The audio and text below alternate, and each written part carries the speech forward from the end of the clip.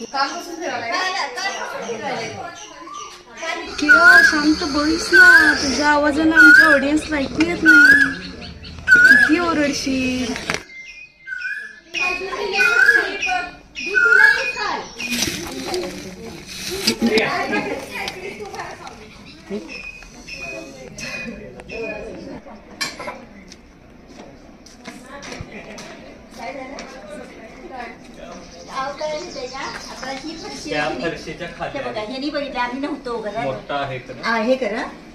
मग आता बाहेर निघाला तोंड त्या बाजूनं पण हितनं पण तोंड काढलं आणि आता इथनं पण काढलं ना. पहिला आतल्या साईडला होता. हा इकडून आलाय बघा, इथून येऊन तिथे जाऊन बसलाय. बाहेर नाही इकडे तिकडे बी फिरायला त्याला जागा आहे. फक्त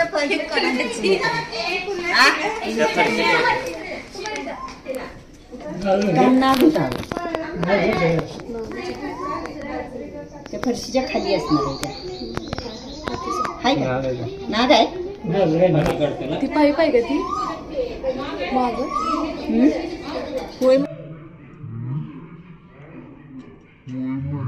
नमस्कार, स्वागत आहे सर्वांचं श्वेता सुतार वाईल्ड लाईफ रेस्क्यूअर या यूट्यूब चॅनलमध्ये. तर आता आपण बालिंगी गावात आलो. या ठिकाणी त्यांच्या घराचं पार्किंग आहे आणि या ठिकाणी फरशा ठेवल्यात. त्या फरशीच्या मागं साप घेऊन बसलाय. या ठिकाणी नाग जातीचा विषारी साप आहे. तर या ठिकाणी पण भिंतीच्या इथं ट्रॅप सेट केलाय. तर बघूया आपल्याला या नागाला कसं रेस्क्यू करतोय. आम्ही जाऊ काय आणि बाजूला हो काय आता नाही त्यांनी कुठं दिसतंय थांबलं. पोरं कुठे आली काय तुमचा ए दार बंद.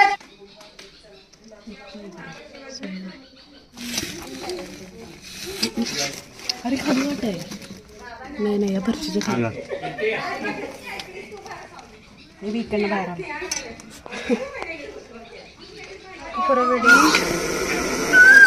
फरशीच्या या साईडून तोंड काढलंय सापानं. अगं कोकिळा शांत बस ना, तुझ्या आवाजानं आमच्या ऑडियन्सला ऐकू येत नाही. किती ओरडशील.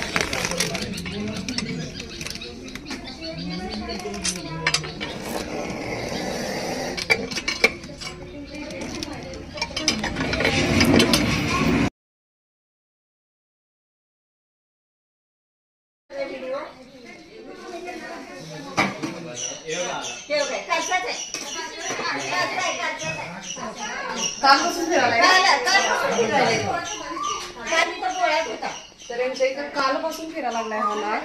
त्यांना आज इथे या ठिकाणी त्यांच्या घराच्या आतमध्ये आलाय.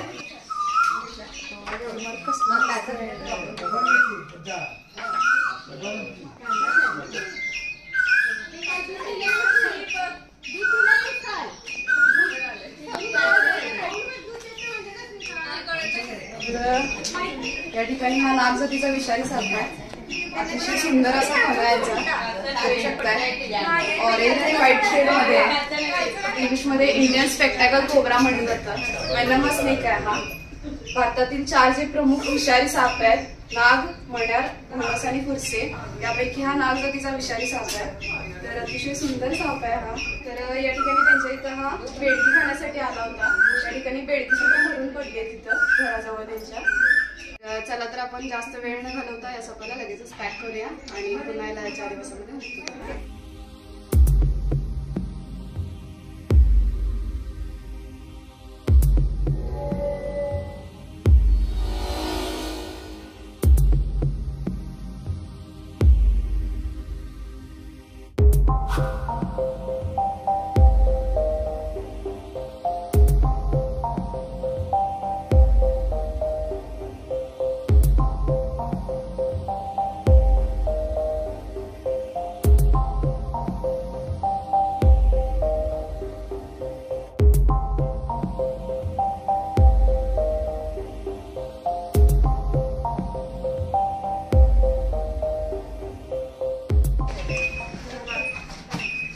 तर या सापाला पण आता सेफली पॅक केलंय. चला तर याला पुन्हा याच्या आधीपासून नक्की करूया.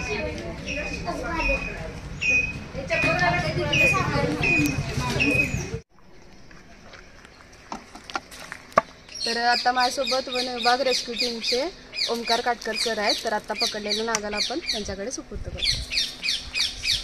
आता उन्हाळा वाढत आहे, तर या तापमान वाढल्यामुळं जास्तीत जास्त प्रमाणात पक्षी हे डिहायड्रेशनमुळे खाली पडतात व जखमी होतात. तर या अशा त्यांना जखमी होण्यापासून वाचवण्यासाठी तुम्ही काम करू शकता की घरात नजीक कुठे थोड्या ठिकाणी पाण्याची सोय करू शकता, जेणेकरून एक निसर्गाला वाचवण्यासाठी किंवा पक्षी वाचवण्यासाठी तुमचा हातभार लागेल. असे कुठले जखमी अवस्थेत पक्षी आढळल्यास वन विभाग किंवा वन्य प्राणी जे रेस्क्यू करतात प्राणीमित्र त्यांच्याशी संपर्क साधू शकतात. Save nature, save wild life, save birds.